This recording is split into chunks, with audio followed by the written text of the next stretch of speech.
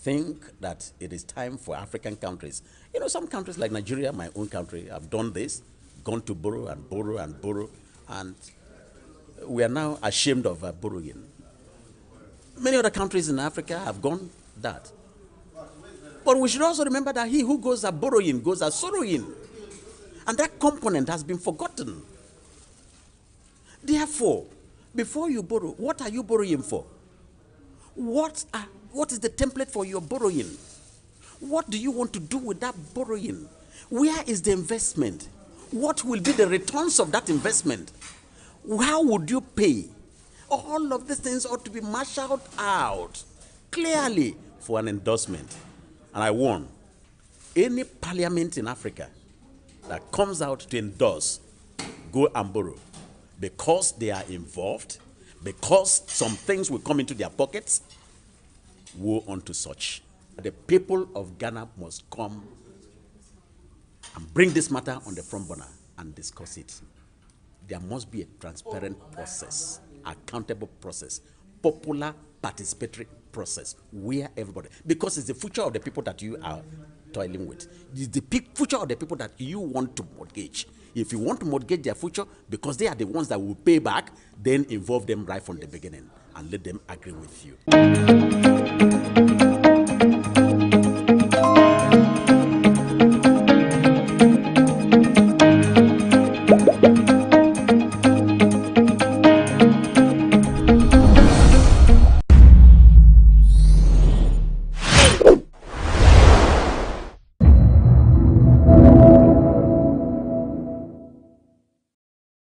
Ghana is one of the countries that are respected in Africa. And I just hope that what I'm hearing is not correct. And if going by what we hear, it then means there is a depreciation in value. That means the Ghanaian people are depreciating in value. That means that the Ghanaian people are not holding their governments accountable. That means that the people will be tormented, because you cannot shave anybody's heads in his absence. There is no way Ghana will go to IMF without getting some fingers burned. No country has done that and come out freely. I think that the first thing to do is to know whether the people of Ghana, the government of Ghana, has washed her eyes very clear and very clean and known that this is what is supposed to be done. That's one. Number two, there should be a national debate. And I'm not sure this has happened.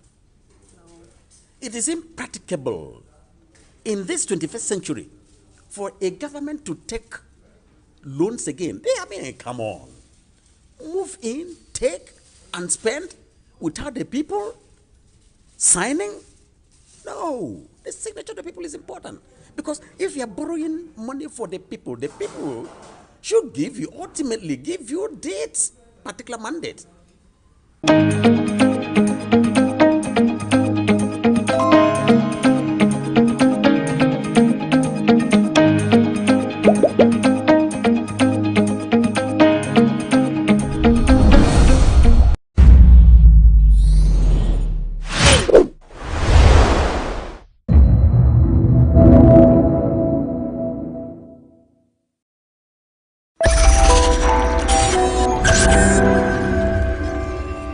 Some 3 years ago, government launched the Nation Builders Corps program, an initiative that was to see an end to the exodus of graduate unemployment in the country. 3 years down the line, the program has ended, yet the beneficiaries are out today about to demonstrate. Today on Say It Loud on GhanaWeb TV, we speak to some of the NAPO trainees to find out from them whether the initiative, which was meant to end their frustration, has ended up compounding the frustrations of a Ghanaian unemployed graduate. This is Say It Loud on GhanaWeb TV with me, George. We'll be right back. So welcome back from the break. This is still Say It Loud on GhanaWeb TV with me, George. And as indicated earlier, today we are speaking to beneficiaries of the NAPO initiative to find out from them how they have so far benefited or otherwise from the program, and why they are out demonstrating today. Chief, welcome. Thank you. Why are you out today? Why are you out today? We are here to demonstrate.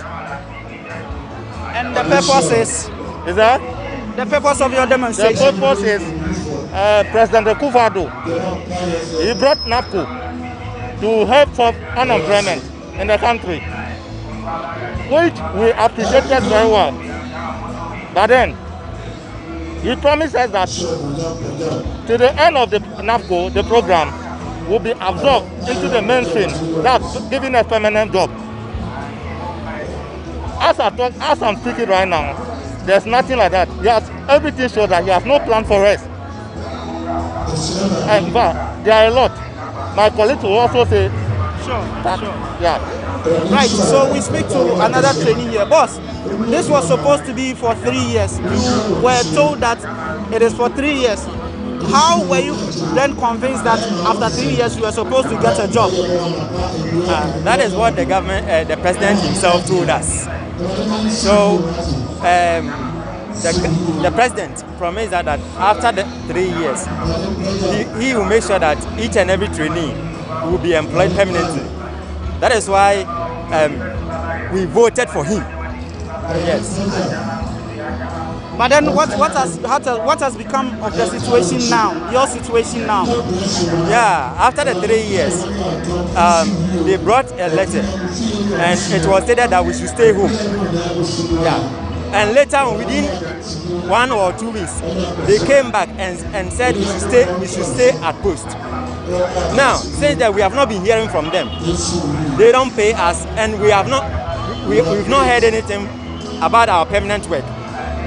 We are interested in the permanent work. So what the president promised that we are here to demonstrate for it. That is why we are here. We do understand that you had issues with the payment of your allowances. How far with that? The CEO was not giving us any information. So we don't know the problem which is on the ground, because he was not giving us any information. But as it stands now, are you owed any arrears? Yeah, they owe us 3 months, and those under Hill Ghana, they owe them 10 to 11 months. They owe you as much as 10 months?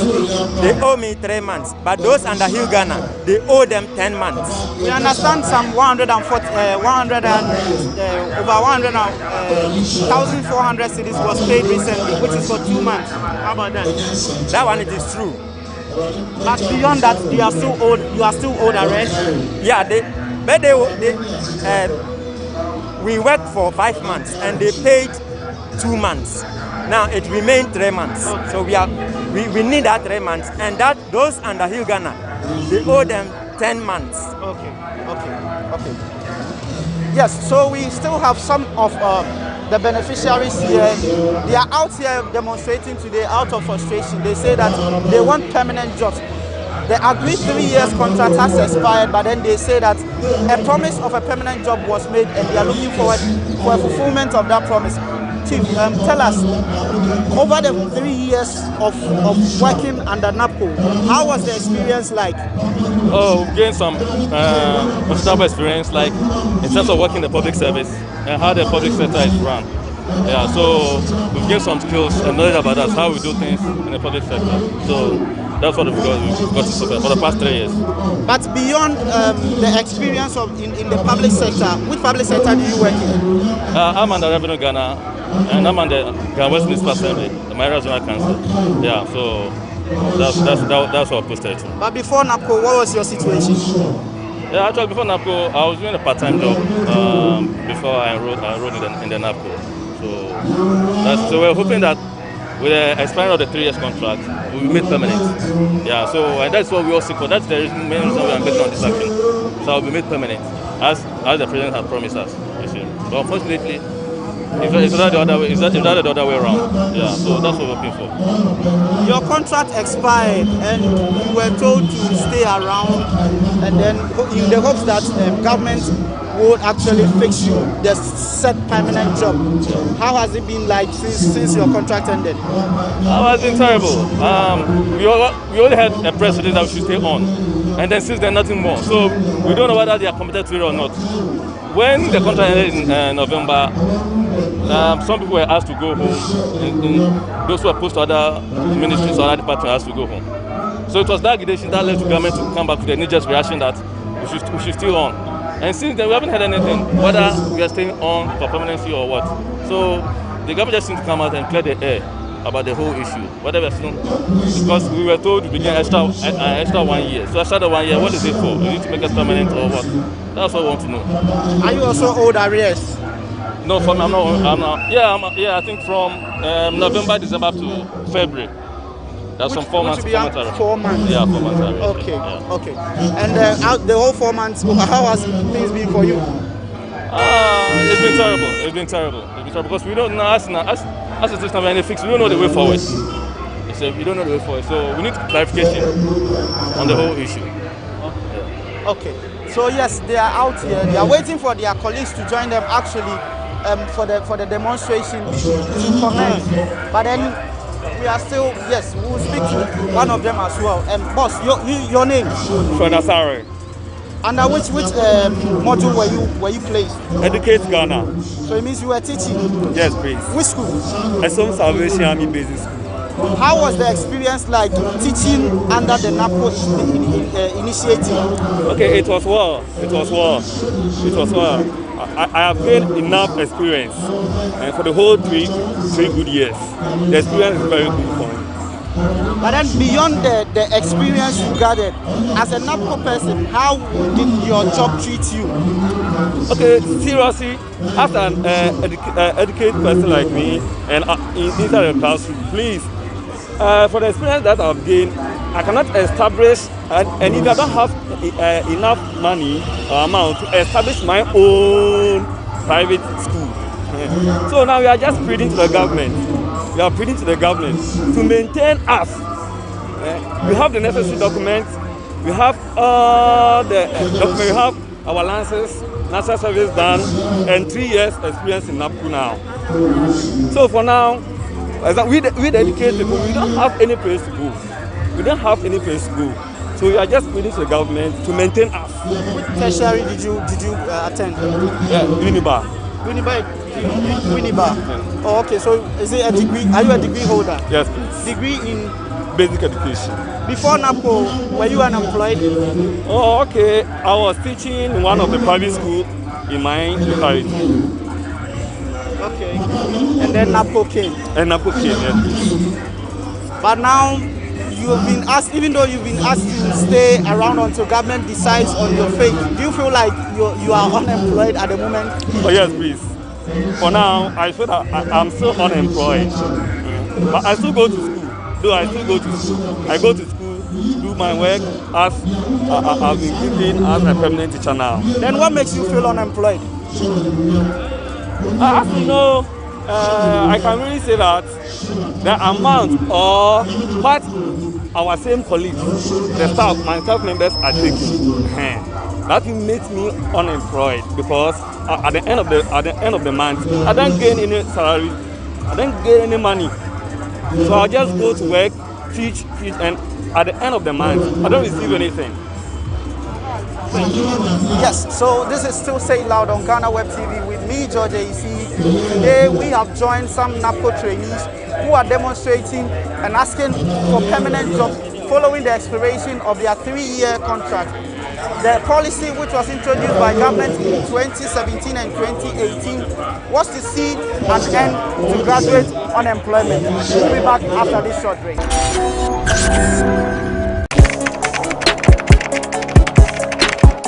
We table issues relating to the arts and entertainment for a riveting discussion, of course, without fear nor favor. The question the presenter asked them was a dumb question. You need to speak the fact and move. Varied views. We agree to disagree. So I would disagree with everything you said. I think that he's a smart guy. I think what he did. No, but I also said he's a smart guy. Yeah. I guess that I'm waiting for the what next. Yeah, I don't think that we have to wait for what next. It sometimes gets confrontational, but that's the beauty of the game. Today you are denying funny face. It's not my brother. I don't know him. You don't know funny face. It's not my brother. You don't know funny face. It's a package. We meet, we sit, we dialogue, we learn, we progress. My name is Benefo Wabin Abrantepa, a proud blogger, and this is my forum.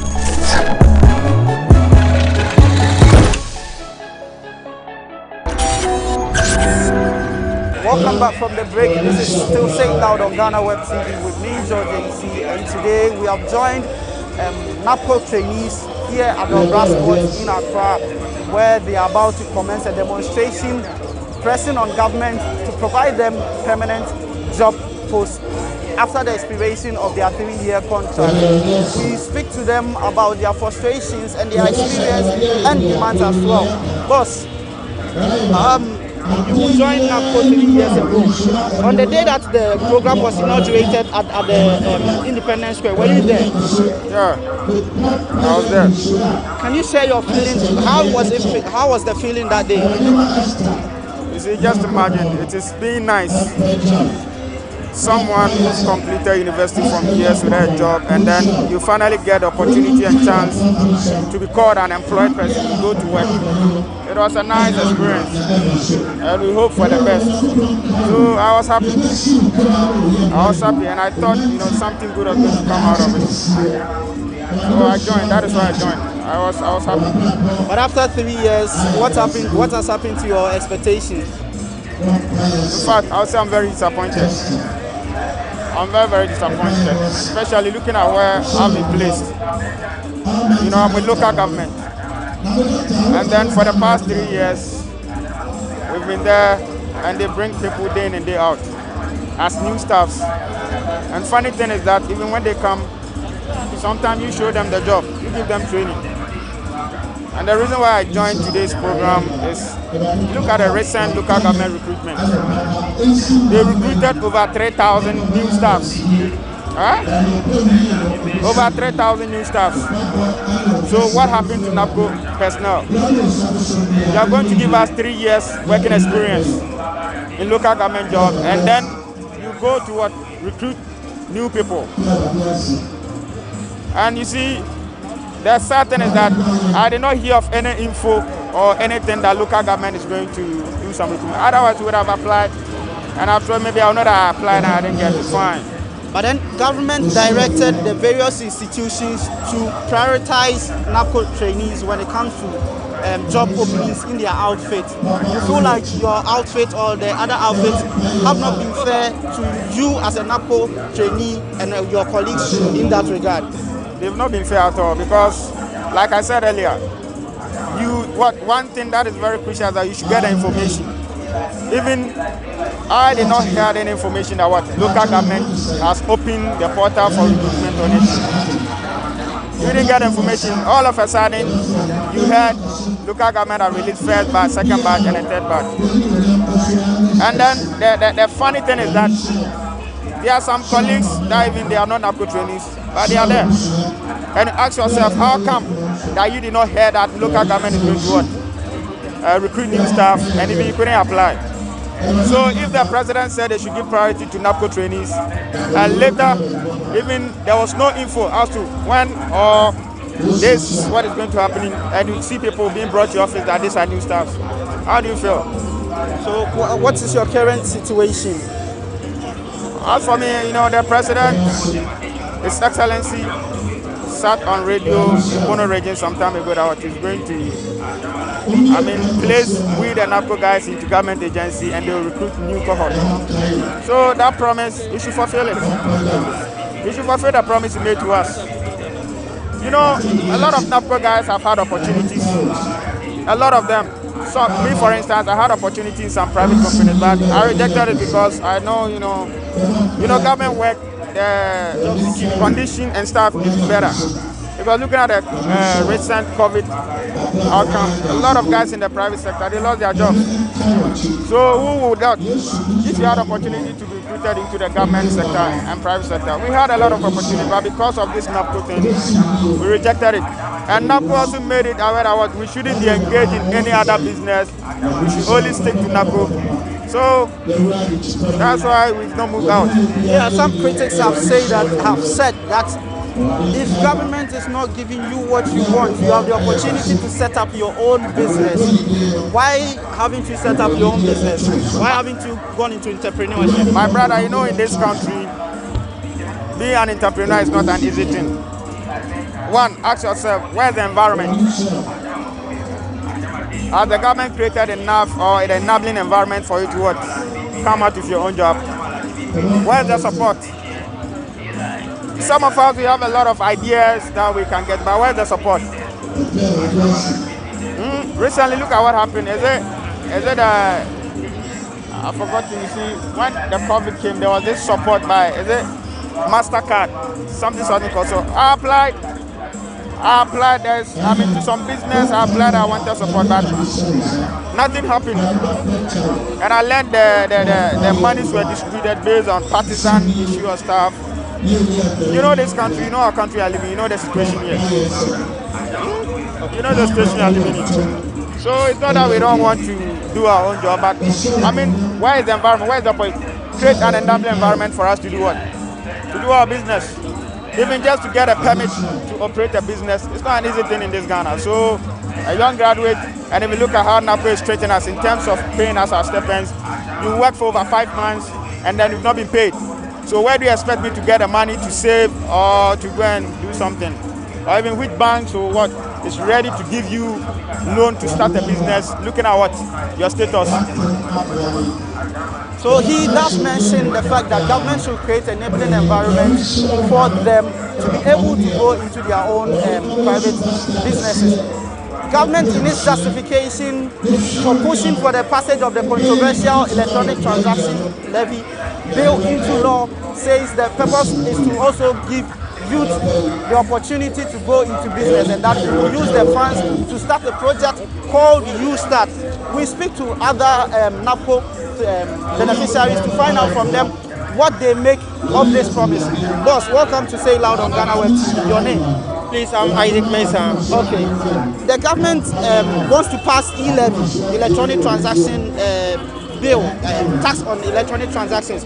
Government in its justification says that it will use some of the revenues for the You Start project, which is to give people like yourself the opportunity to go into private business by making available funds for you.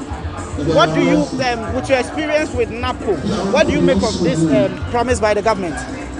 Although the promise that the government made is a good initiative, and besides, you want to create a job whereby we, the youth, we are here, we don't have anything that we have to do that will fetch us money, so that the taxes or the e-levy that you want to embark on will be successful. So the government has to create jobs so that when we are working and we are getting money, I think that will help us to contribute and support the e-levy. You were part of NAPCO, right? And the experience lies within yourself. You were on the field. If government says that NAPCO has come, NAPCO is going, now give me e-levy so that I can give people like yourself opportunity. With everything that you saw in your days as a NAPCO trainee, what do you make? Do you think that government will come through on its promise relative to the You Start project? Please, we don't have job. The youth don't have job. We don't have anything to do to fetch us money. How can we pay the e-levy? So the government has to do something. Even we, the youth, and we are tired in this country. We are not getting anything to do in this country. So government has to create jobs so that when he wants to tax us with the e-levy, we will also be able to give him to do what he wants to do. What is your current situation now? We are unemployed. We are at home. Nothing is going on. The government asks that you stay at your job until a solution to your problem, your situation is found. Why do you consider yourself unemployed at the moment? All right. Since September, October, before the program will be ended, they told us that we should remain at post 1 year. But here is the case, Nobody is communicating to us since the finance minister gave us the assurance that they will absorb us. But now we don't have money. So NAPCO plan to embark on demonstration, which I think it pushed the secretariat to give us the 2-month salary. And someone working for 5 to 6 months without getting any salary or stipend, how can that person survive? You know, some of our nurses, the trainees who are under here in Ghana, they also have not been paid for past 10 months, which is very bad. It's very pathetic. Okay, thank you. Yes, their frustrations are obvious. They want permanent job postings, and they are hoping that today, from the demonstration they are about to embark on, government will heed to their call and then get them the permanent postings. Boss, can I speak to you for a moment? Welcome to Say Loud on GhanaWeb TV. What's your name, please? Yeah. What's your name, please? I'm Eric. Eric, under which of the modules were you placed? Revenue Ghana. How was the experience like, or how has the experience be like for you? The experience has been terrible. In fact, the experience is very, very terrible. From 6 months up to now, we haven't been paid.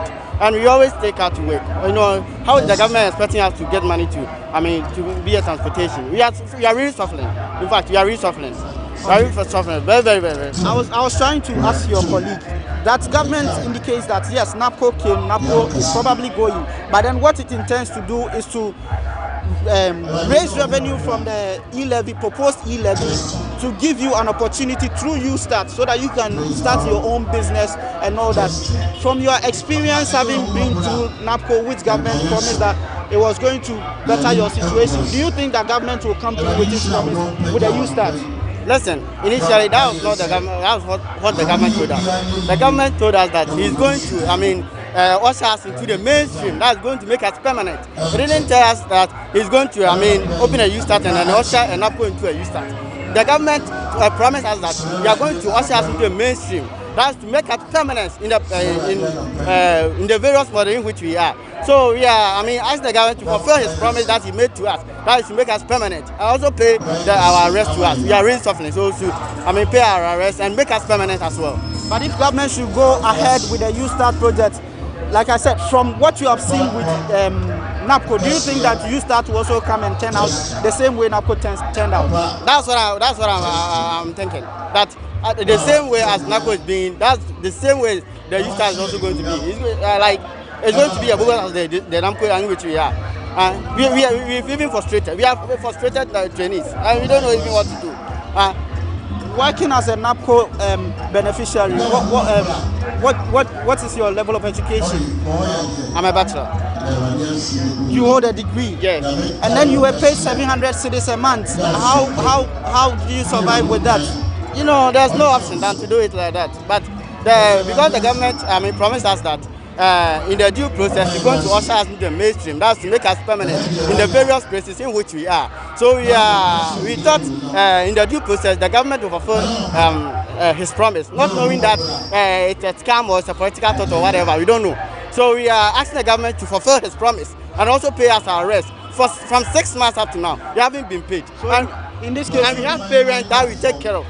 So in this case, you believe that you have been scammed by government? That's what we are all believing. We don't want to believe that from the look of things and from the point of view. That's what we are believing, that the government wants to scam us. Okay. But going forward, after today, what are your expectations? What are you asking for? Your colleagues have said that they are looking for permanent posting. Is it the same position that you hold? Yes, because we've already wasted 3 years. And no, day in and day out, man is growing. And we have parents, we have kids to take care of. So we are asking the government to make us a permanent in the various models in which you are, so that we can also move ahead in life. Okay. I would want to conclude my session with you. If you ever have the opportunity again and NAPCO comes your way, are you going to join NAPCO again? Never. Why? Never. Because from the experiences I've had, brother, we are really suffering. Not even me alone. I'm really suffering. We are suffering. All the trainees are suffering. From 6 months, you are working without payment. you take care in and day out. I'm not even depending on my father. It's my father who sponsored me day in and day out. Even this morning when I was coming, I called my father to send me transportation. It's very, very horrible and terrible as well. So we are asking the government to, here we are the trainees to, usher us into the mainstream and also pay us the rest. Thank you. So these are the cries and the woes of an unemployed Ghanaian graduate. 3 years promise of a job opportunity. After the expiration, they are still calling on government to fulfill its promise. As to whether the promise will be fulfilled by government or not, we wait to see. This has been Saying Loud on GhanaWeb TV with me, George Ayisi. Until we meet again for our next episode, I leave you with visuals of the demonstration by NAPCO beneficiaries demanding for permanent jobs. Condition of service, whether we are going to pay the same $700, whether we have been given an extension, we don't know anything of that sort. And so today we are here to demonstrate for our ideas and also to demand for the permanent jobs that we promise. Thank you very much. Thank you very much.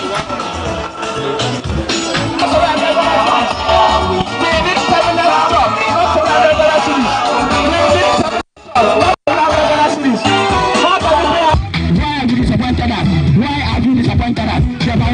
Sack him, he's incompetent. Anyas is incompetent. Dr. Ibrahim Anyas is incompetent. He cannot do the job. He cannot do the job. He's incompetent. He is competent. No communication. We deserve better. Lack of respect. You are worth more than 200 cities. We deserve better.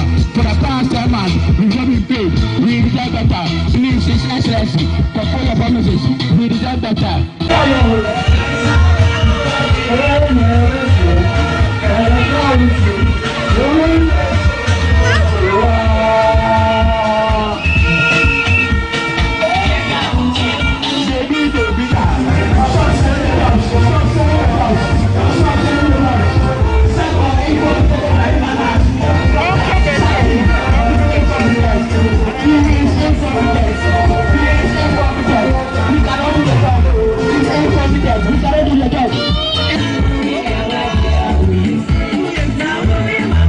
We are starving.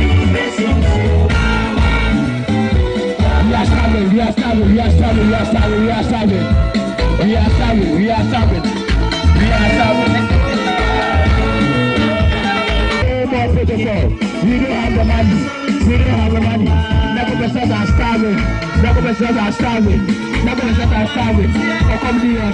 Are starving. You promise us that you're going to make us permanent. Fulfill your promises. His Excellency, Nanabu, Downpa, Ekufado, fulfill your promises. Now cool.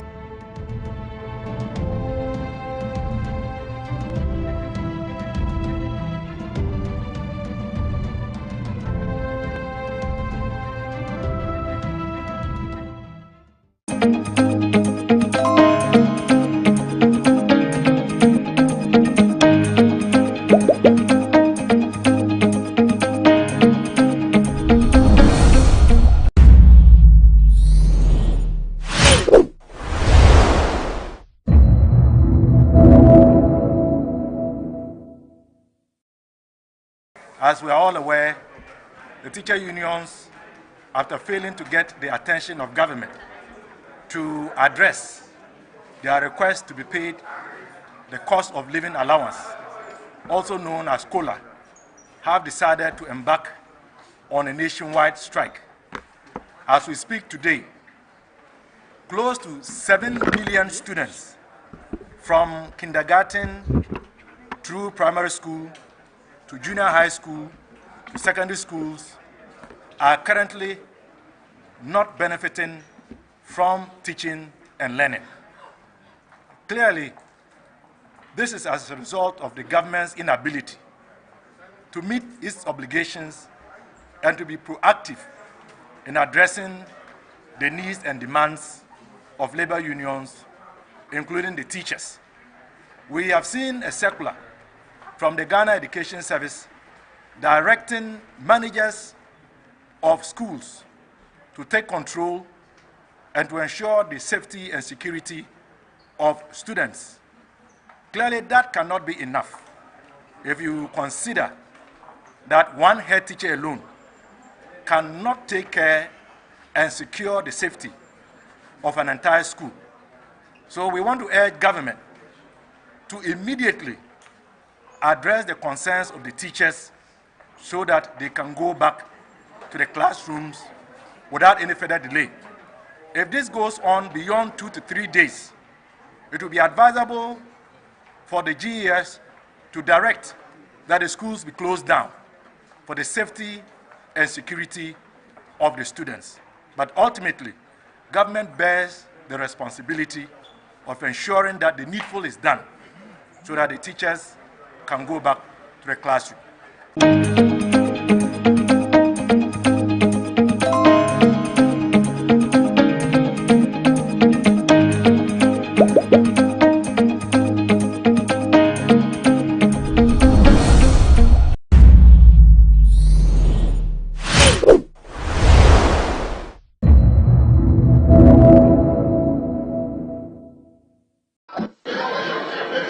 Honourable members, I guess we take things lightly.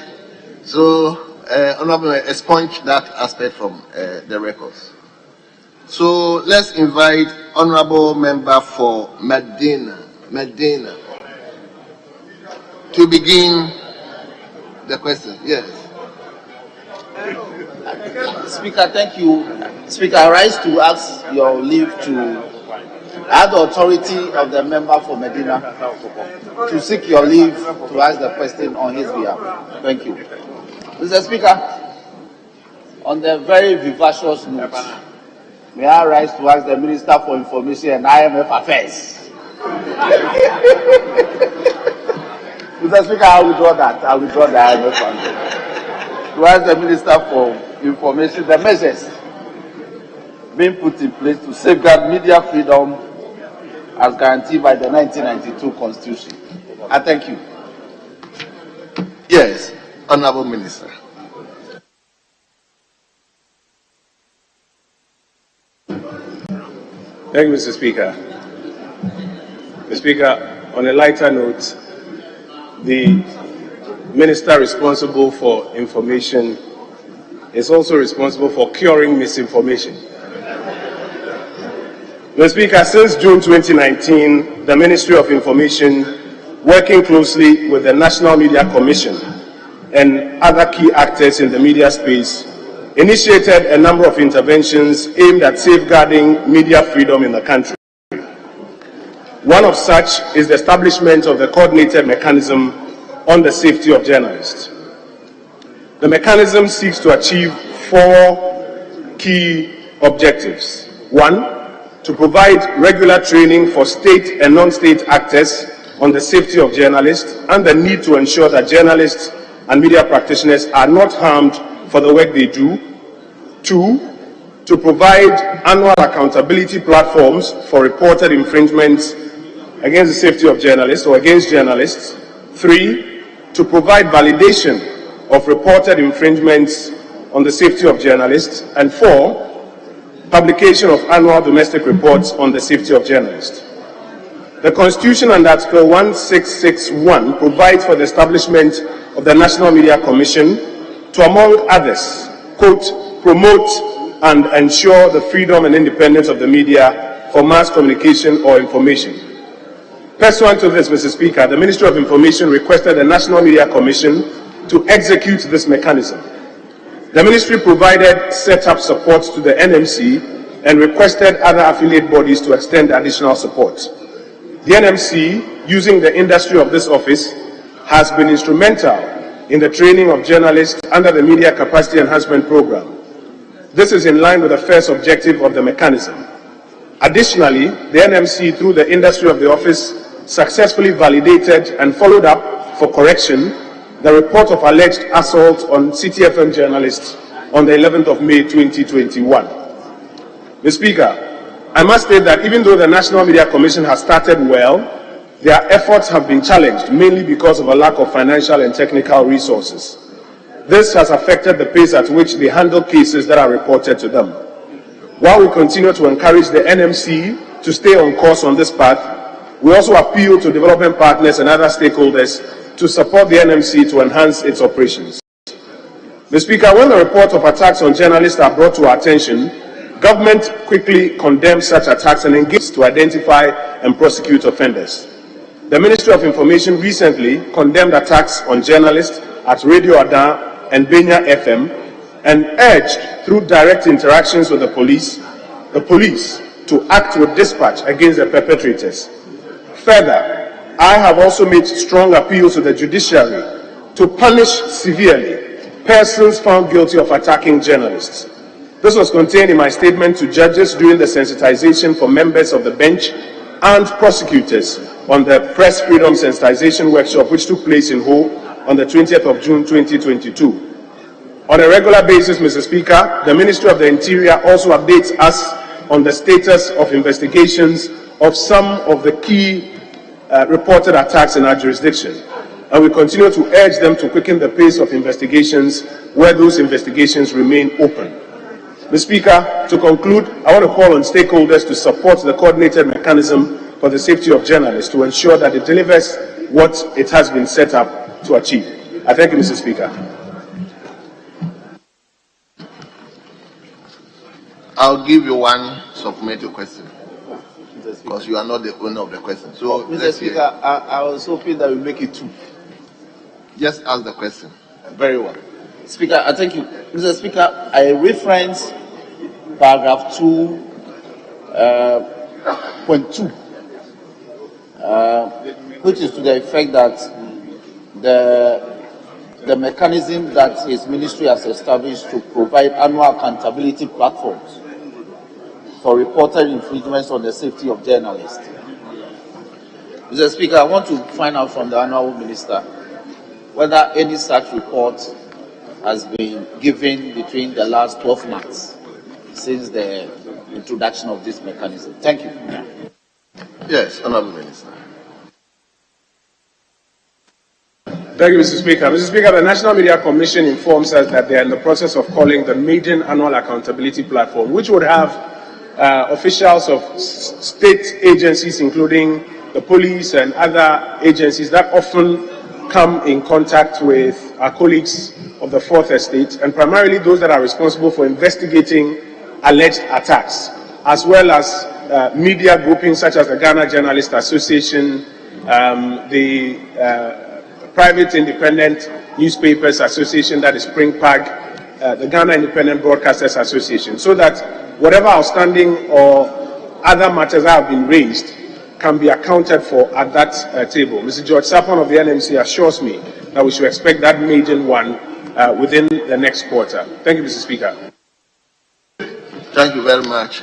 Yes, let him come to Honourable Member for Daku. Right, Honourable Speaker, I thank you for the opportunity, and we want to thank our colleague for his diligence to the House.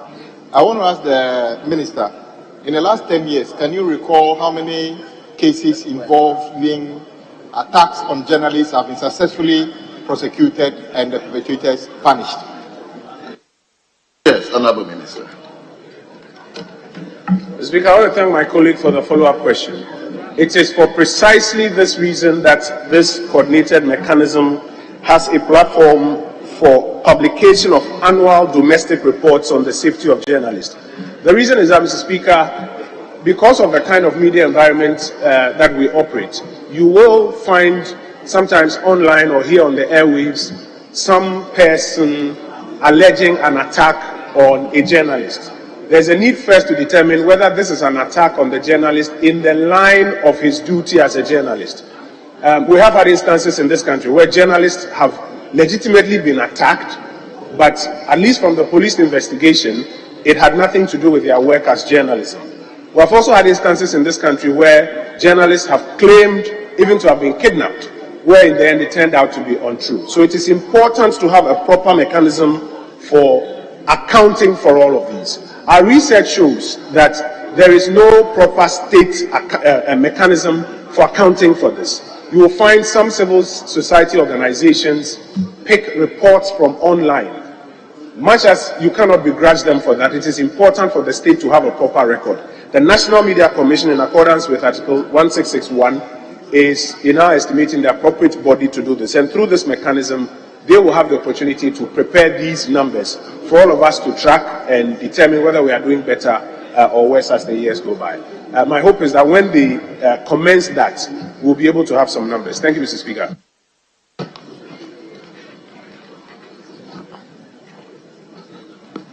Honourable members, I'll have to manage the time. Other than that, we have 1 hour to run through all the questions. So let me come to Honourable Member for Northton. I'm very grateful, Mr. Speaker. Mr. Speaker, I want to find out from the Honourable Minister for Information what he is doing about our current ranking on the World Press Freedom Index, which is at an all-time low. We dropped from 30th to the 60th position in the world. We've lost our number 1 spot in Africa. We are now 10th, dropping from 3rd in just the previous year. It doesn't look good at all, and that's not the kind of image we want to have, particularly under your watch as a former practitioner yourself. Can you outline measures you are taking to bring us back to the glorious days where we were ranked number 1 in Africa and we were a beacon of hope and a shining example for others to emulate? So our drastic fall on the World Press Freedom Index and what you are doing about it. Thank you, Mr. Speaker. Yes, Honourable Minister.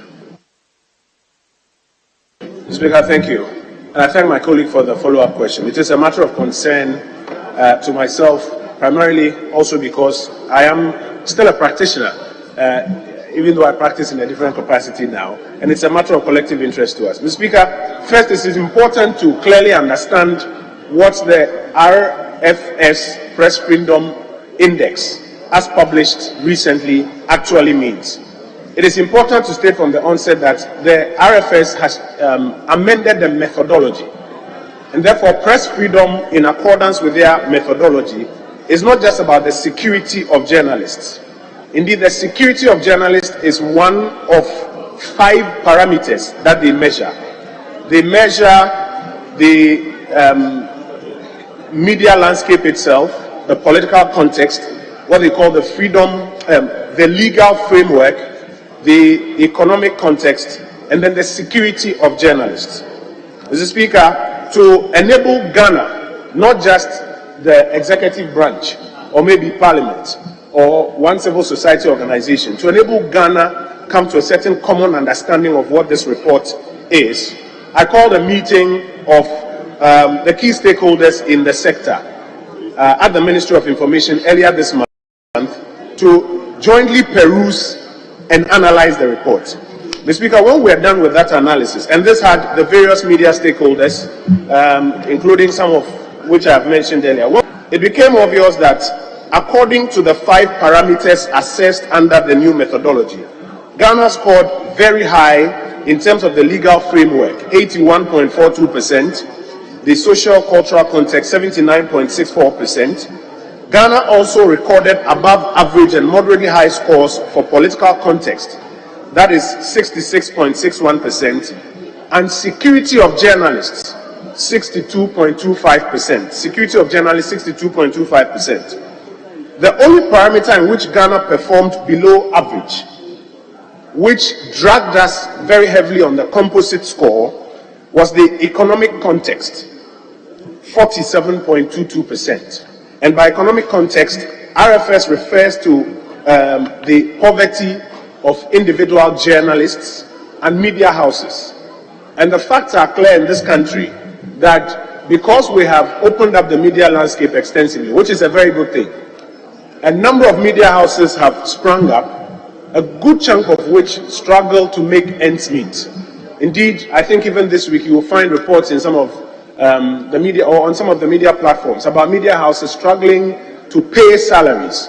And the RFS contends that when journalists are not paid, the ability to do a sacrosanct free job is questionable. And they score us very, very low on that. when media houses are not able to make ends meet, the ability to do independent and sacrosanct journalism sometimes is brought into question. And so, Mr. Speaker, when the various stakeholders had the opportunity to analyze this report, we came up collectively with a number of recommendations, and I'd like to outline a few. One, we agreed that we should work in collaboration with the National Media Commission to deepen the execution of the coordinated mechanism on the safety of journalists, which deals with the question of the security of journalists. That is just one of the 5 pillars that they measure. We also agree that we have to collaborate to deepen education for state and non-state actors in particular on the safety of journalists. Because, Mr. Speaker, as we are finding out, sometimes the attacks on journalists are perpetrated by non-state actors who have respectfully some very limited understanding of the role of the media in a democracy like ours. We also agree that we want to address the RFS concern about the poor economic condition of most journalists in the country. And we will do that by advocating for and engaging media associations to improve working and economic conditions of my colleague journalists. Mr. Speaker, we also agree that we want to collaborate in the fight against disinformation and the spread of fake news. Earlier, we were making light of comments in that area. But, Mr. Speaker, the RFS report mentions that it is one of the major contributors to our low ranking in terms of the Press Freedom Index. The detail of the report outlines all of that. And we need to be a bit more aggressive in fighting disinformation and the spread of fake news. We have to do that, however, by balancing whatever actions we take with respect for the freedoms that our Constitution upholds. I thank you, Mr. Speaker. Minister, were you anticipating this particular supplementary question? Yes, Mr. Speaker, because as you prepare for these questions, you must have a certain understanding of the key issues in the public domain that you should respond to. So, yes, Mr. Speaker, we're anticipating. Yes, Honorable. Let me go to. Is it Bia West? Thank you, Mr. Speaker. In answering the question, the minister indicated that the NMC is hampered or challenged by financial and technical resources. I want to ask the minister how that is possible, because it appears they have a work program, it is presented to Parliament, Parliament approves, and there's an appropriation bill. So why would their work be hampered by lack of financial and technical resources? Thank you, Mr. Speaker. Yes, Honorable Minister. Thank you, Mr. Speaker. Mr. Speaker, the National Media Commission presents its budget to Parliament, and Parliament approves a budget for the National Media Commission, just like many of the other independent constitutional bodies to function with. Mr. Speaker, as we have added more, may I say, responsibilities to their already existent responsibilities, it is becoming obvious that the budgets as approved by Parliament for the National Media Commission are not adequate for the task that is set out for them to execute. It is a primary reason for which I say that their resources, particularly the financial resources, are limited. Indeed, we from our ministry have had to, out of our limited vote, support them to implement the coordinated mechanism on the safety of journalists. And we have had to be making some appeals to other bodies to also support them. So, Mr. Speaker, may I take advantage of this opportunity to appeal to this House that when the National Media Commission's budget for the next fiscal year appears, we join in advocacy that they get a bigger vote so that they are stronger to do their job better than they are doing currently. I thank you, Mr. Speaker. Yes, let me give the last slot to Honorable Minority. Thank you, Mr. Speaker. Since the Minister in his answer has elaborated in very details steps and measures that his ministry and other agencies are putting in place to ensure the safety of journalists and the practice of journalism. May I take this opportunity to just find out from him whether there's any new update on the death of Ahmed Swale and whether his ministry is taking some other steps to fast track whatever information that is there so that we can bring finality to the death of Ahmed Swale. Thank you, Mr. Speaker. Yes, Minister. Thank you, Mr. Speaker. Mr. Speaker, I thank my colleague for the question. Once again, we will reiterate our commiserations to the family for that loss. Mr. Speaker, in my substantive answer, I mentioned that regularly we engage the Ministry of the Interior to get an update of outstanding matters with reference to alleged attacks on persons who are journalists. Every time we ask for an update, we are told that the police that is responsible for that investigation updates that that investigation remains open and that they are still on that investigation. Mr. Speaker, that is the latest update, even as we encourage and urge them to fast track that. That is the information that I have in response to my colleague's question. Very well. Anyway, I can't deny my leader. So, leader, let's hear you. Mr. Speaker, mine is not necessarily a question, but I should seek your indulgence and leave to make the comment.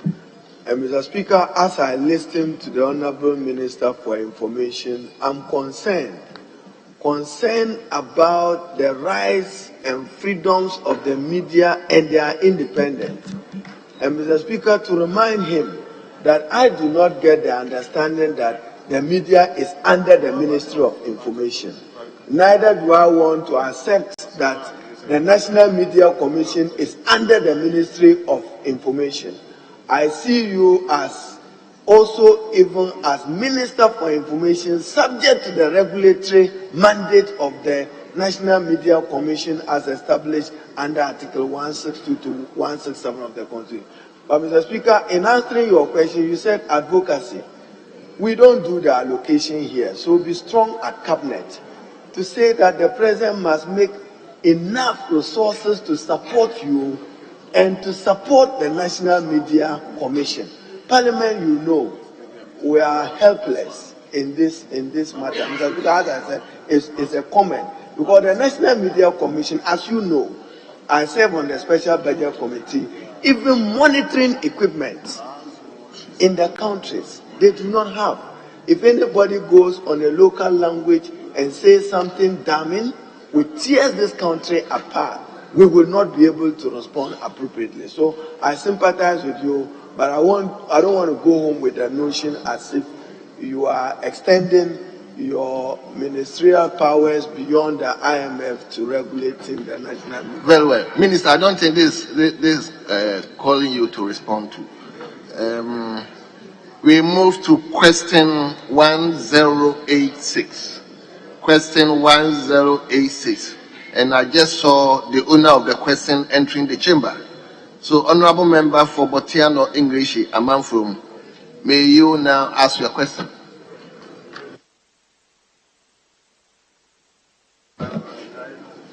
Thank you, Right Honorable Speaker. I rise to ask the Minister for Information, progress of implementation of the Right to Information Act 2019, Act 989, and how many information officers have been assigned to the public institutions. Thank you, Mr. Speaker. Yes, Honorable Minister.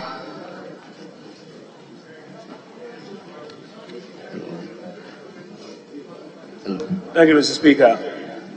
Mr. Speaker, on the 28th of June 2022, I appeared before this House to provide a detailed statement on the implementation of the Right to Information Act thus far. Mr. Speaker, during that interaction, I informed this House that the ATI division of the Information Services Department has recruited, trained, and posted 87 RTI officers to 87 public institutions so far. Though the remaining 452 public institutions do not have RTI officers from the ATI division resident and responding to requests, already available officers who handle other duties within these institutions have been trained and designated as RTI officers to handle requests therein. Thank you, Mr. Speaker. Thank you very much. Yes, Honorable Sylvester Tete, any supplementary question? Yes, right, Honorable Speaker. Mr. Speaker, I would like to ask the Minister, these officers who are not from the RTI Secretariat, but they are scheduled officers of the various MDAs, assuming they are transferred to other ministries or departments or agencies, how is the ministry equipping the mother agencies they've left? Thank you, right, Honorable Speaker. Yes, Honorable Minister. Mr. Speaker, thank you once again. Indeed, my colleague is right, Mr. Speaker. It is one of the major challenges we are facing. When officers who are designated to respond to RTI requests are sometimes even shifted to a different schedule within the same institution. Mr. Speaker, that's the reason for which we, during my presentation to Parliament a few weeks ago, requested that we get some more support and get financial clearance to recruit more of these officers and gradually populate all the public offices with RTI or ATI officers so that they can respond to requests of information. Currently, what we do is that when an officer is moved from that particular schedule, then we have to retrain somebody else to handle that particular schedule. That obviously adds to costs. It is not a very efficient way of going about it. And the best way out will be to ensure that we properly recruit and post ATI officers to these 452 outstanding institutions. I thank you, Mr. Speaker. Yes, Honorable, I give you your last slot. Mr. Speaker, thank you very much. Mr. Speaker, I would like to ask the Minister, has he put in an application or request for clearance to recruit these officers required for various MDAs? Thank you, Mr. Speaker. Yes, Honorable Minister. I thank you, Mr. Speaker. Mr. Speaker, yes, I have put in a request, and yes, we have received communication that that request has been approved. So it will not be affected by some of the things that my colleague fears could affect further recruitment. Thank you, Mr. Speaker. Yes, Honorable Member for time. Yes, almighty time. Yes. Thank you, Mr. Speaker. Mr. Speaker, Section 77(1) of the RTI Act states that public institutions must offer by 31st December each year submit a written report. In 2020, only 41% of public institutions submitted their reports. What is the state of this particular issue as far as 2021 is concerned? How many public institutions have submitted their annual reports? Thank you. Yes, Honorable Minister.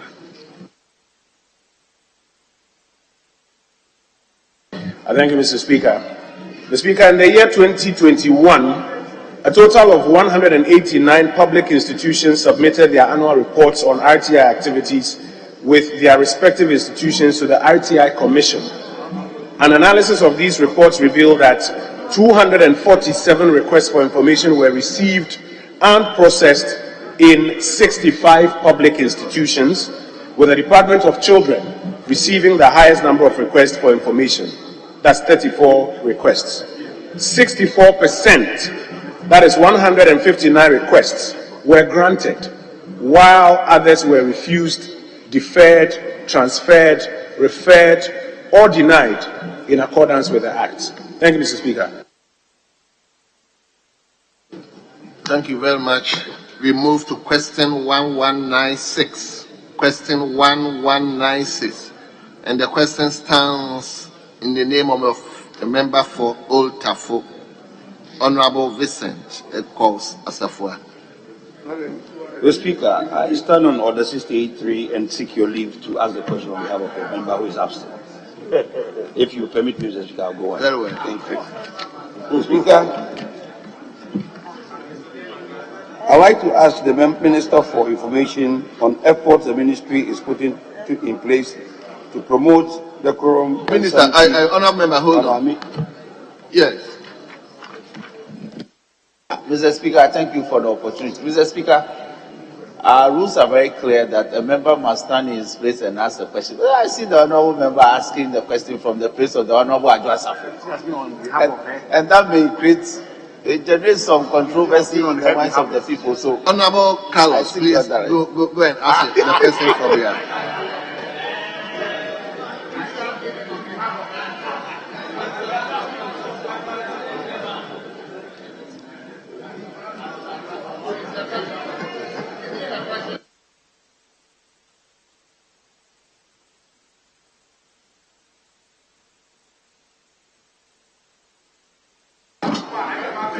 Thank you, Mr. Speaker, for your wonderful intervention. Mr. Speaker, I'd like to ask the Minister for Information on efforts the ministry is putting in place to promote decorum and sanity on our media airwaves. Thank you very much. Honorable Minister. Thank you, Mr. Speaker. Mr. Speaker, the government of Ghana upholds the principle of a respect for freedom of speech and expression as captured under Article 21(1) of the 1992 Constitution. Indeed, as we live by the mantra that we prefer ugly noises to the culture of silence. Mr. Speaker, the media landscape in Ghana has changed significantly as a result of the introduction of the 1992 Constitution. The landscape...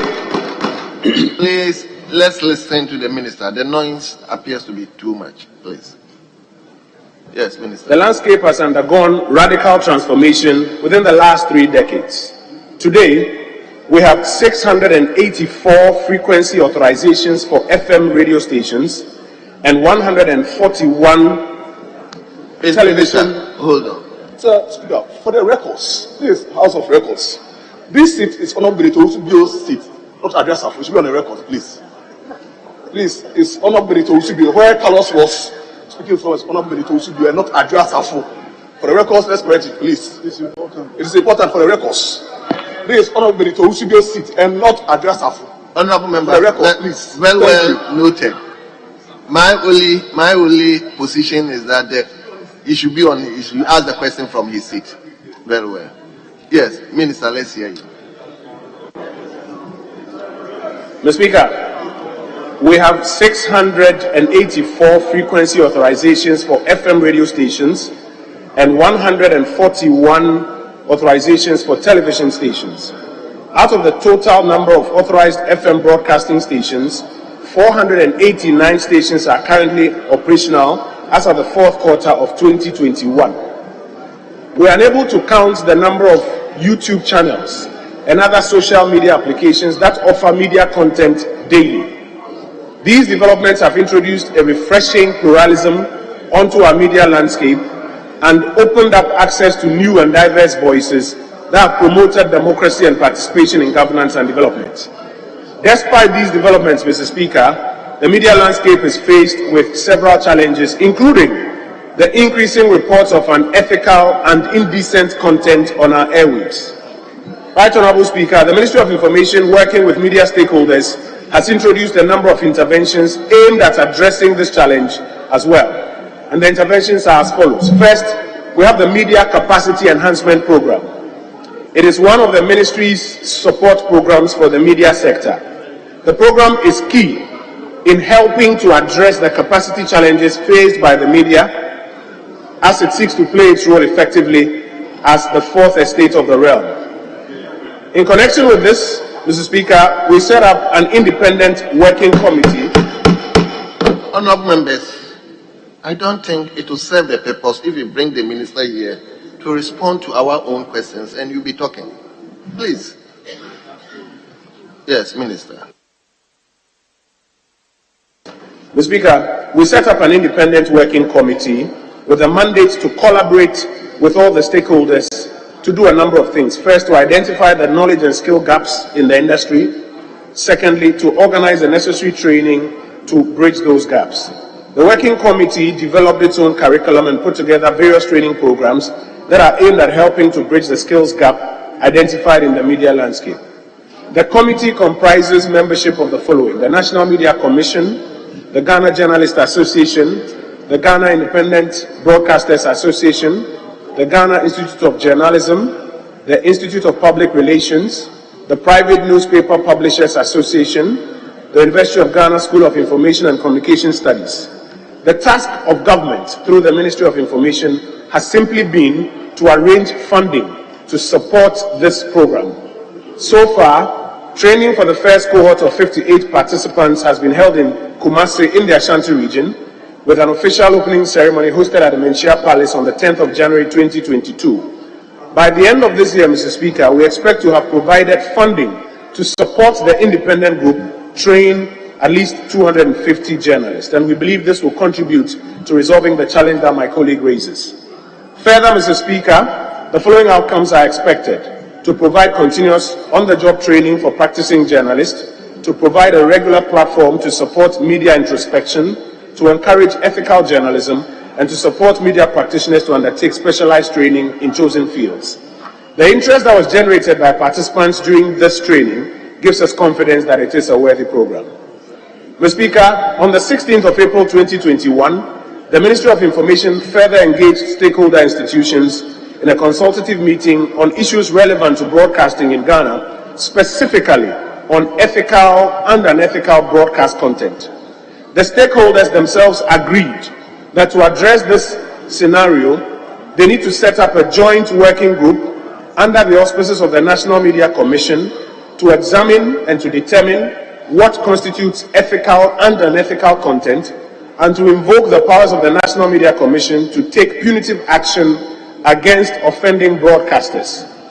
The stakeholders agreed that to achieve the objective, they would like to sign a memorandum of cooperation to formalize arrangements among them. Key to the arrangements is the setting up of a committee under Section 10 of the National Media Commission Act, Act 449 of 1993. Mr. Speaker, consequently, on the 15th of June 2021, stakeholders including the following signed up onto the Memorandum of Cooperation to address unethical broadcast content: the National Media Commission, the National Communications Authority, the Ghana Independent Broadcasters Association, the Ghana Journalists Association, civil society organizations including the Media Foundation for West Africa, the Bank of Ghana, National Cyber Security Center, the National Security Secretariat, the Ghana Police Service, the Ghana Armed Forces, the National Film Authority, the Local Government Service, and the Gaming Commission. The stakeholders agreed that they will cooperate closely and consult each other on matters of mutual interest to achieve their common objective, which include the following: monitoring the broadcast landscape to identify and examine complaints of unethical broadcast content, which includes but is not limited to content offensive to national security, public order, public morality, as well as against the reputation, rights, and freedoms of others. Provide an early warning system for flagging such unethical broadcast content, and recommend appropriate remedies. Mr. Speaker, I am informed by the National Media Commission that they are comfortable with the Memorandum of Cooperation and will employ it vigorously moving forward. The third thing, Mr. Speaker, is a broadcasting bill. In line with Article 164 of the 1992 Constitution, the Ministry commenced the process of drafting a new broadcasting bill in consultation with the players in the industry. Among other things, the bill is seeking to introduce broadcasting standards to ensure that there's decorum on our airwaves. Consequently, the Ministry resumed engagements with stakeholders with the view to solicit their input into the drafting of the new bill. Mr. Speaker, so far, only the following stakeholder organizations have responded to calls to submit input into the broadcasting bill: the Ghana Independent Broadcasters Association, the Bank of Ghana, the Gaming Commission, Facebook, Mr. Speaker, and a private organization, Sewonu and Co-Associates.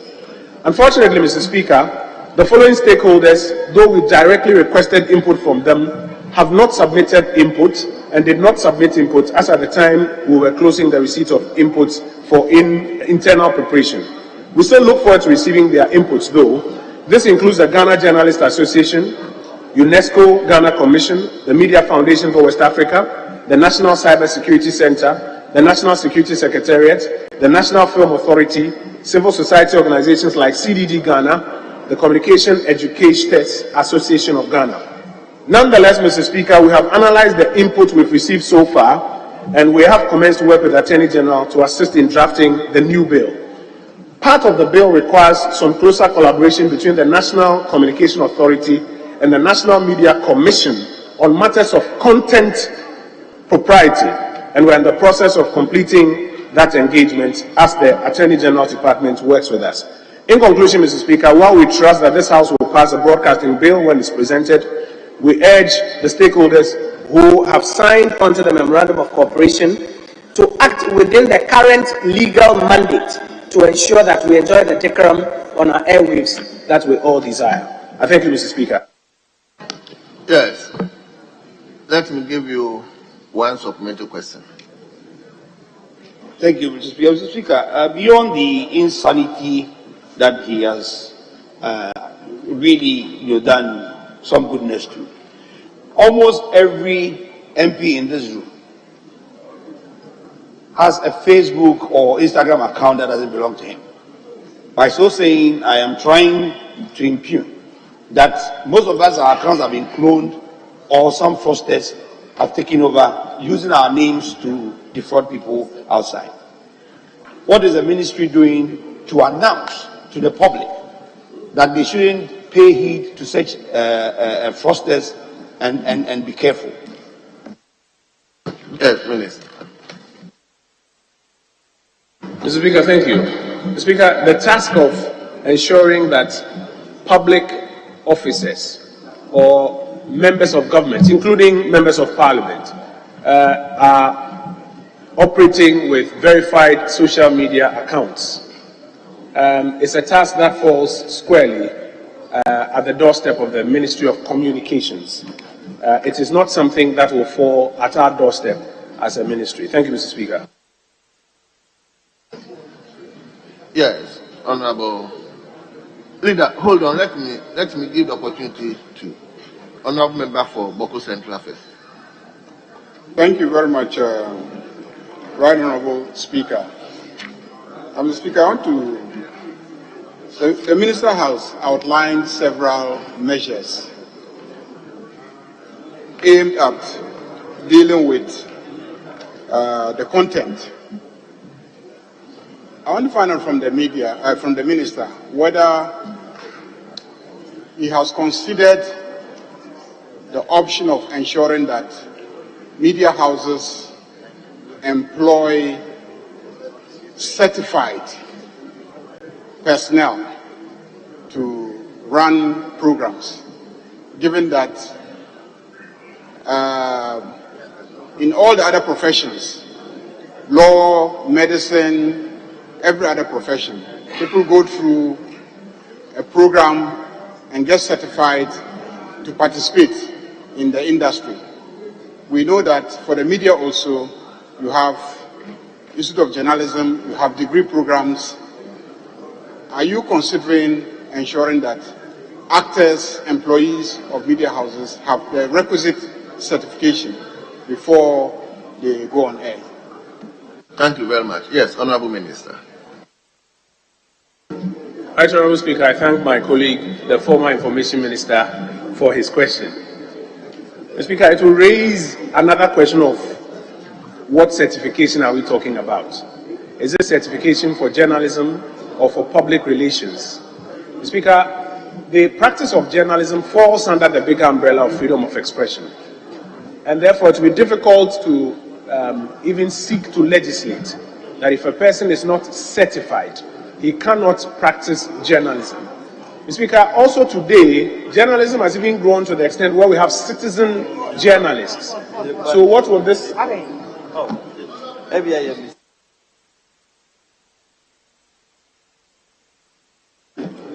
Mr. Speaker, today journalism is also extended to the level where we have citizen journalists.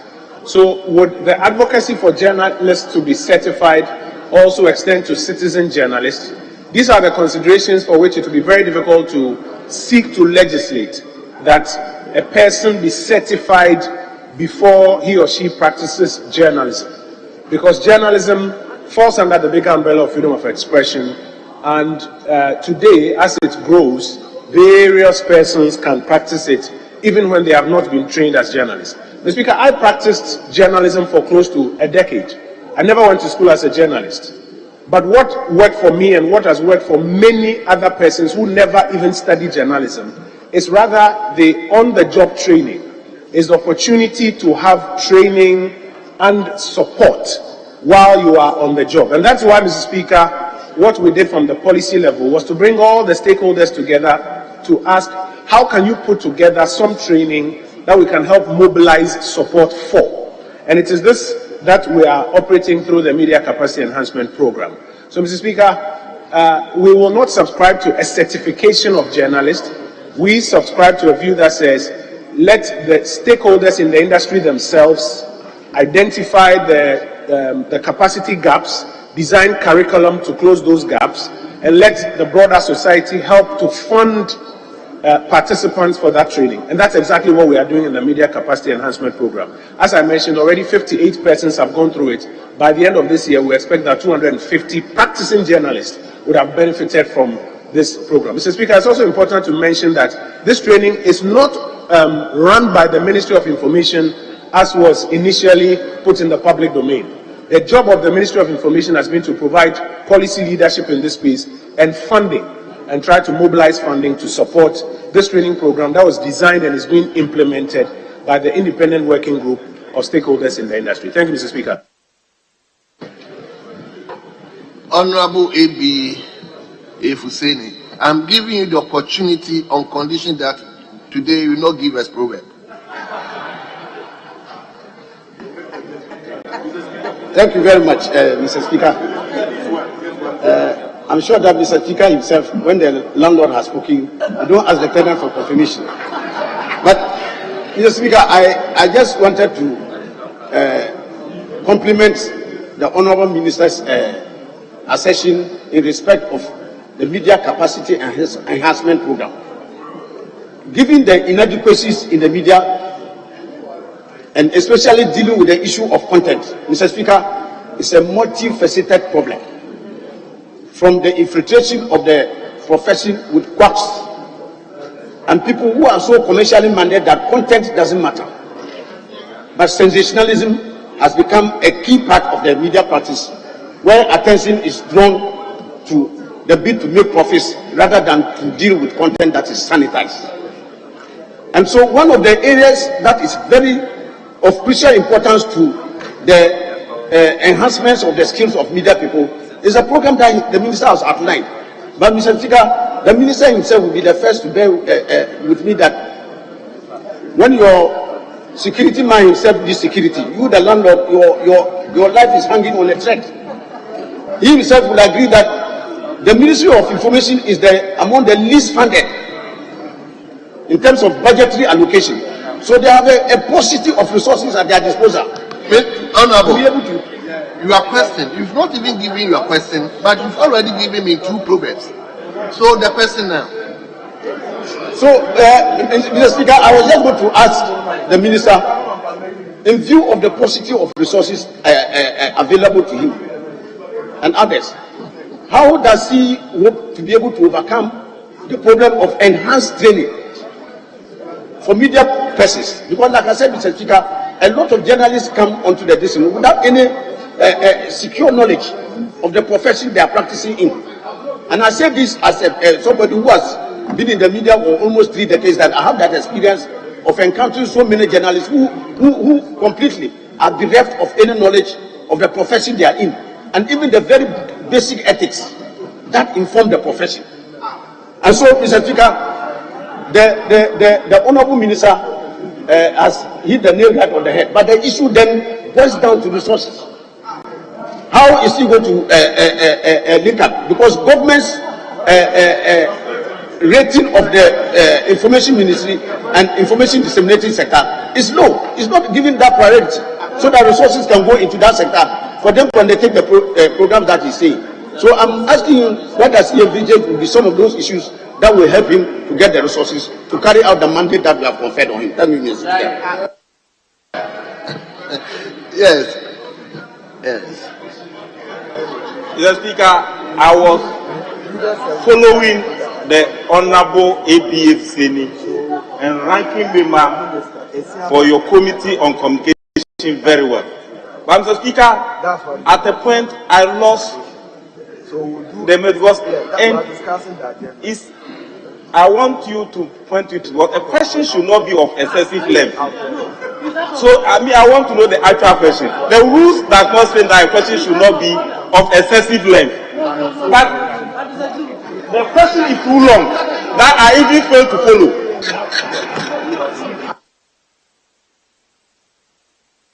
Honourable Minister, may you respectfully respond to ABA? Mr. Speaker, thank you. Mr. Speaker, we are mobilizing resources from multilateral agencies, development partners, and even the private sector to complement our meager resources, which we have made available to the Independent Working Committee on this program. May I use this opportunity, Mr. Speaker, and your dispatch box to also reiterate the call to all the stakeholder groups that speak every now and then about the need to improve the quality of work in the media. Now let's put our money where our mouth is. And so to our colleagues in the multilateral agencies, the development partners, and private sector, the work of the media helps all of us and also affects all of us if not done well. Let's support their training. Thank you, Mr. Speaker. Well, yes, let me come to leader. And once I call leader, it means... Mr. Speaker, Minister, mine would be to help you to succeed and for the country to succeed. Mr. Speaker, I'm looking at the minister's answer, and with respect, let me refer you to page 33. Page 33. And Mr. Speaker, I beg your leave because the minister will have to note some issues before you. Now, when you say you are drafting a new broadcasting bill, Mr. Speaker, I'm aware that far back 2012, I had signed onto a broadcasting bill which I forwarded to then Minister for Information for his signature for us to jointly get cabinet approval for a broadcaster bill. Now, I also note further in page 33, this 2012, and Ministry of Information is Ministry of Information, 2012, I signed as then Minister for Communication on a drafting on a broadcaster bill which thoroughly was discussed with the guidance of Professor Karkari and Co. So when you say new, then Mr. Speaker, my concern to the question, when you list your stakeholders, Ghana Independent Broadcaster Association, Bank of Ghana, Gaming Commission, conspicuously lost is the National Media Commission and the National Communications Authority. Yet they remain the source of the conflict and the source of the delay, Mr. Speaker. And just, Minister, to help you, the NCA grants frequencies. That is technical. When they grant the licenses and people are conversing using it, it moves outside technical content to the National Media Commission. And Mr. Speaker, lucky. We are all here. Bring the bill and we'll pass it into law for you. It's the two institutions who are holding this country to ransom. NMC and National Media Commission, who is in charge. But Mr. Speaker, I want to find out from the minister whether government has any intentions to regulate social media since it has become a toxic source of misinformation. Thank you. Yes, Honourable Minister. Mr. Speaker, I thank leader for his questions. First, I'll deal with the first comment of a new broadcasting bill. And his later remarks actually answer my question for me. Yes, indeed, I inherited a draft, or I inherited a bill. That is a matter of fact. And I think when I appeared before this House for my vetting, I confirmed that. But, Mr. Speaker, that bill has been overtaken by time because of some of the issues that leader raised even in the end. For example, when you say broadcasting, would it now include online streaming and online broadcasting? And will the same rules that you seek to enforce on a free-to-air or a digital television station apply to somebody who broadcasts on YouTube or Facebook? Will the same sanctions apply? Mr. Speaker, there's, for example, another issue that we've been contending with.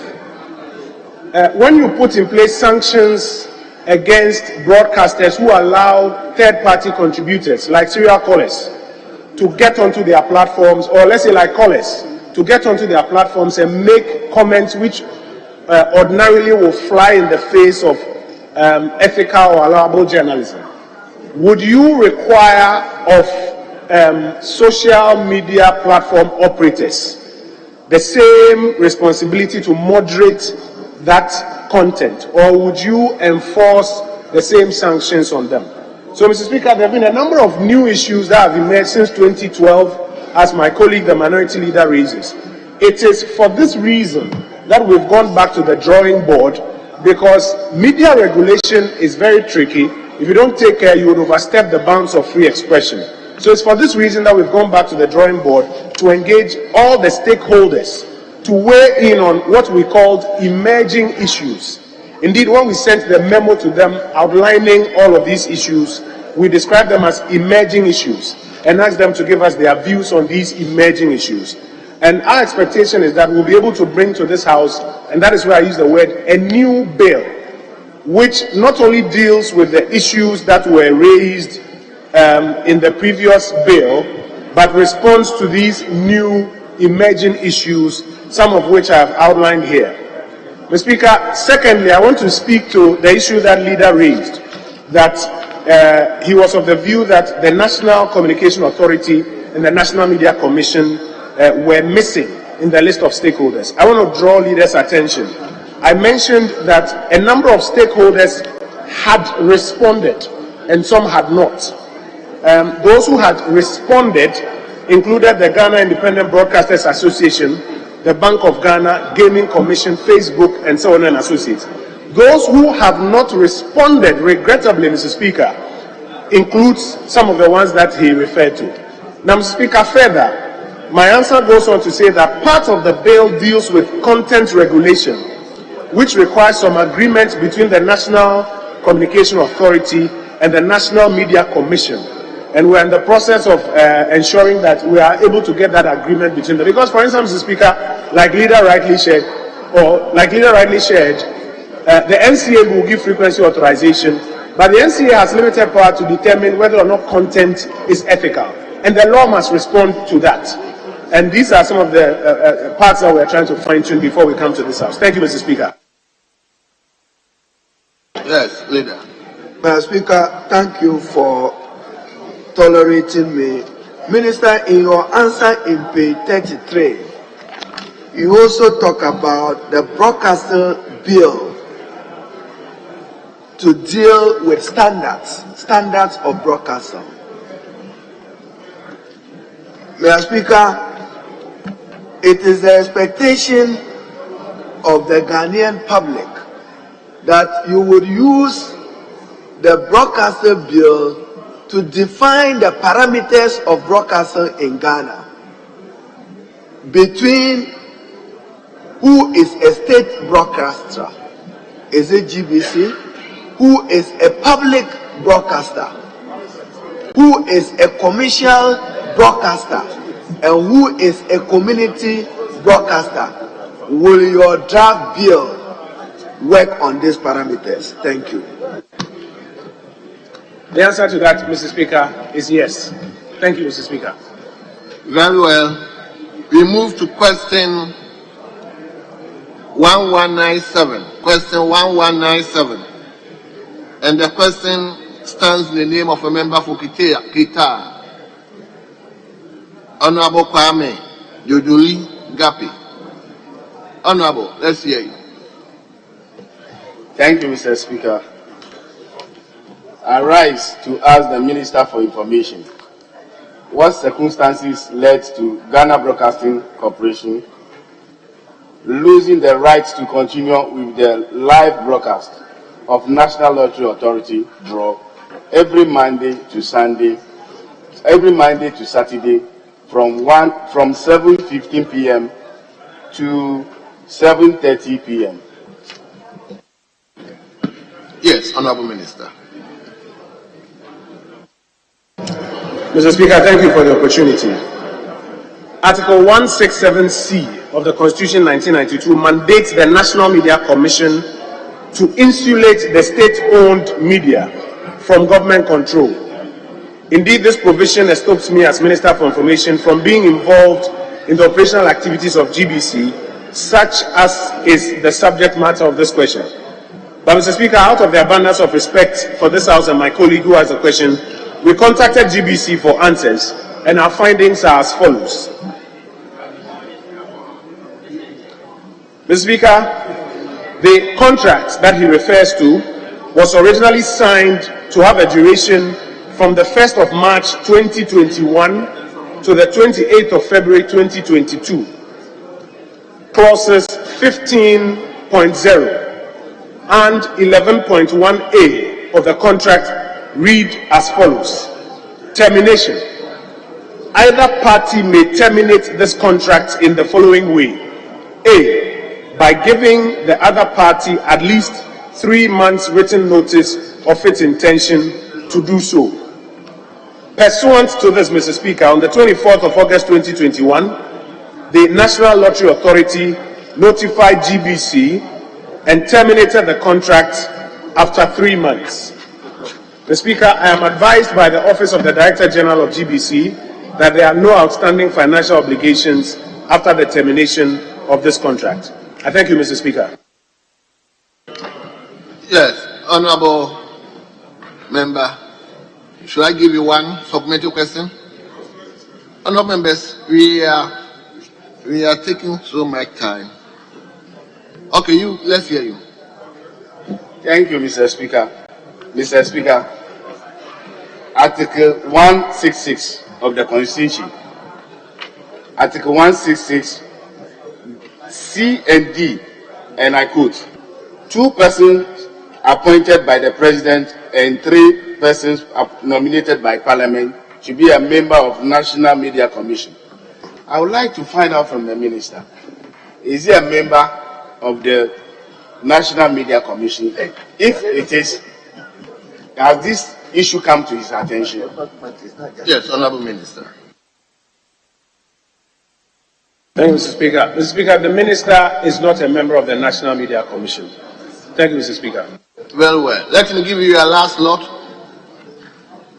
Mr. Speaker, the GBC have been operating and then live broadcast, and all of a sudden they have terminated the contract. We wanted to know the reason why termination, because the award of the contract was given to a private media, which frequency the coverage is very, very small, UTV, where GBC is a government institution.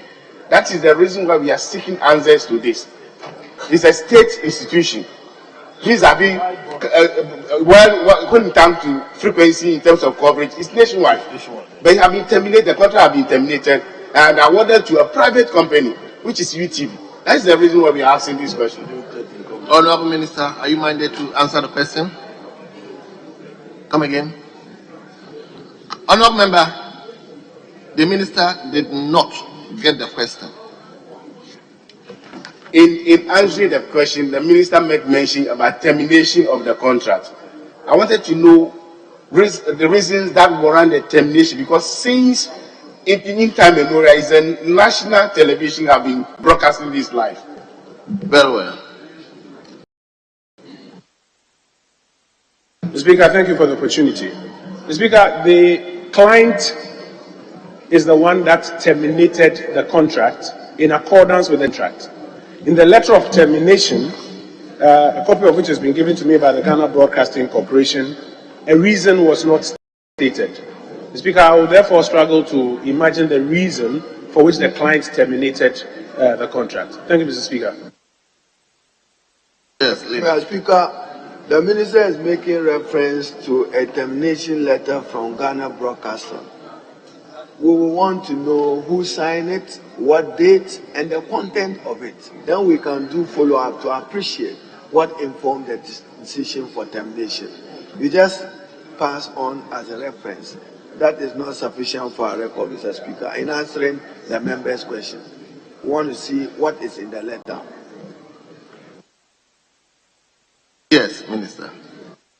Thank you, Speaker. Mr. Speaker, my colleague's question was asking of the reason for termination.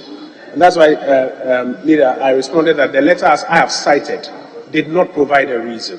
It said that in accordance with the clauses of the contract that allowed termination on notice, they were invoking that clause. Mr. Speaker, this is a House of Record. I am happy to make available to the House a copy of the letters, I have it here, and a copy of the contract as well. Very well. Mr. Speaker. We move, Honorable Minister, on behalf of the House, I would like to thank you very much for attending upon the House to answer questions from members. We thank you and we wish you well in all your endeavors. In all your endeavors, you are hereby discharged. Yes, Honorable Deputy Minister, you are welcome to the House.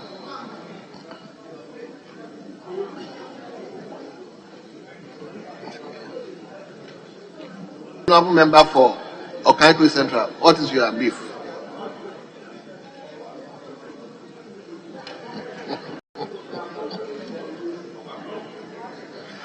Yes, Honorable Minister for Fisheries, Aquaculture Development, may you take your rightful seat, please.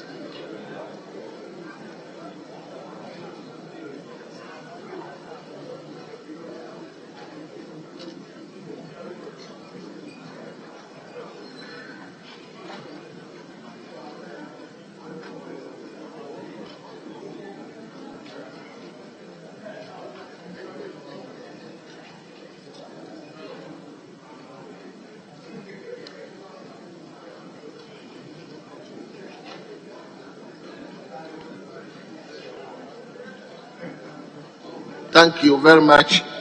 Let me invite Honorable Member for Keita once again on question 420. Question 420.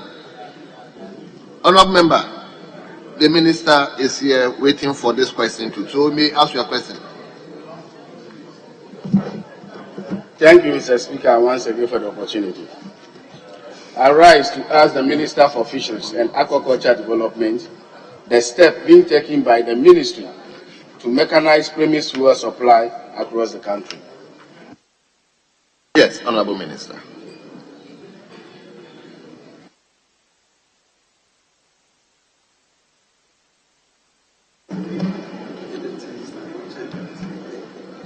Thank you, Mr. Speaker.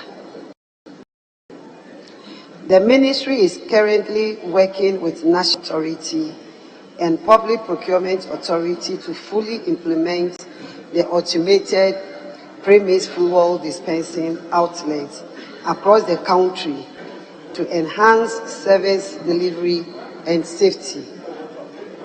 The Fisheries Commission will continue with canoe identification registration, which will be tied to the premise fuel distribution to ensure that only persons with registered canoes have access to the premise fuel. Thank you. Thank you. Yes, Honorable Member for Keita, any supplementary question? Thank you, Mr. Speaker. I would like to find out from the Minister any timeline with regards to the automation. Minister, any timelines?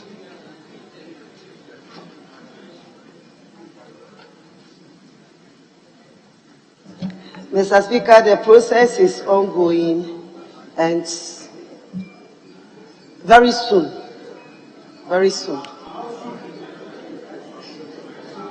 by the month of August, yes, please. Thank you. So we turn to question. Honorable members, this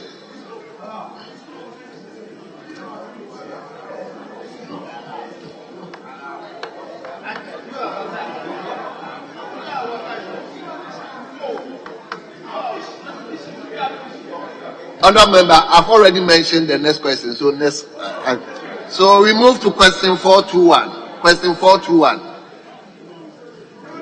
You also want to ask question? Okay, then let him give it to honorable member for Bongo first.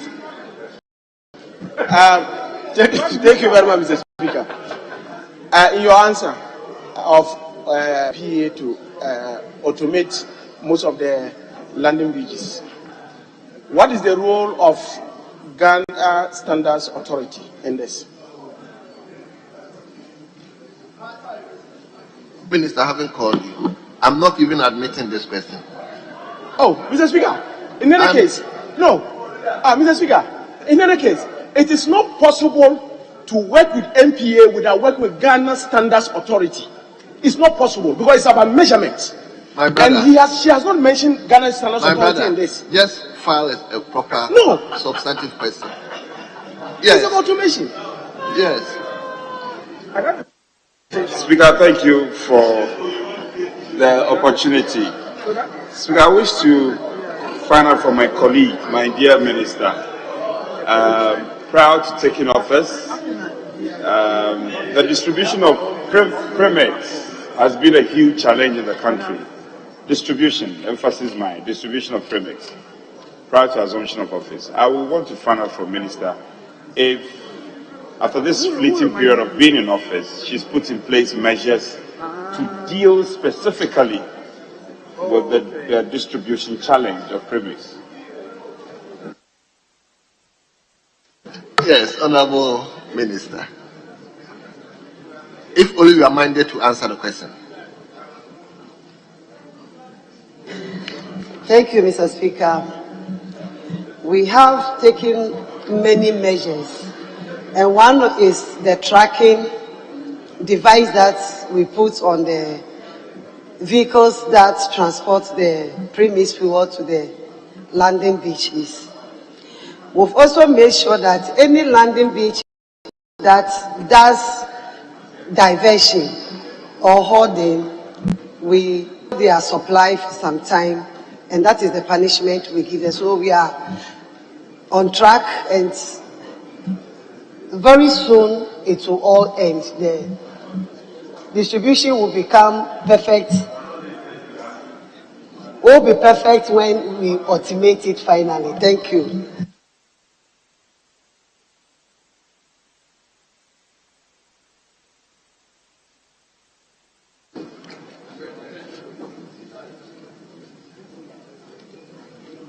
Okay, let me go. Speaker, thank you for the opportunity. Speaker, indeed, let me commend the Minister for Fisheries for her initiatives. I want to propose to her that in rolling out the program that she's just briefed the House about, she should consider piloting the scheme so that when there are teething problems, they will be able to factor those in the main rollout. And in piloting, she should remember Germany. I thank you. You see, is this a question? This is not a question. He's just advertising for support. Let's move to question 421. Question 421. Honorable Member for Pro East.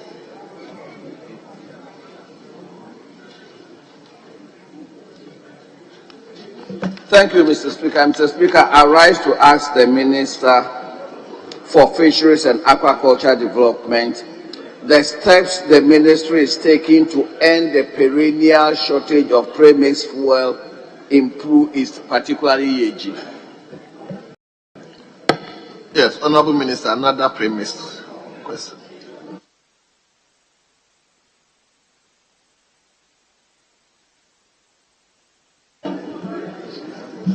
Thank you, Mr. Speaker.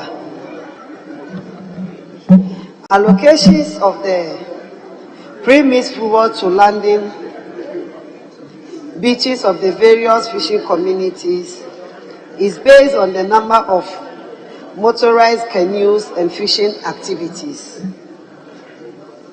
Though the premise fuel is allocated for fishing, Yeji as a transport community uses part of our premise fuel for both fishing and transportation.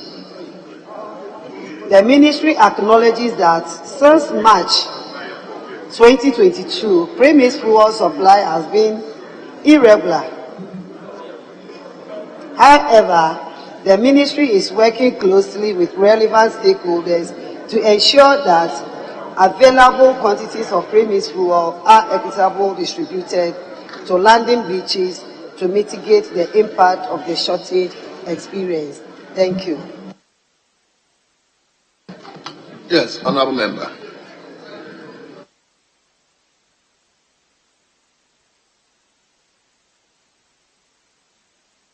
Honorable member, your microphone. Right, Honorable Speaker, the minister in her answer mentioned motorized canoes. Are motorized canoes used for only fishing? Since the minister's answer clearly identifies two user groups, motorized canoes, canoe users, and fishing activities. There are two groups mentioned in the answer. I just want to ask the minister whether there is provision for motorized canoes that enhance the value of fishing. Thank you, Mr. Speaker. Yes, honorable minister.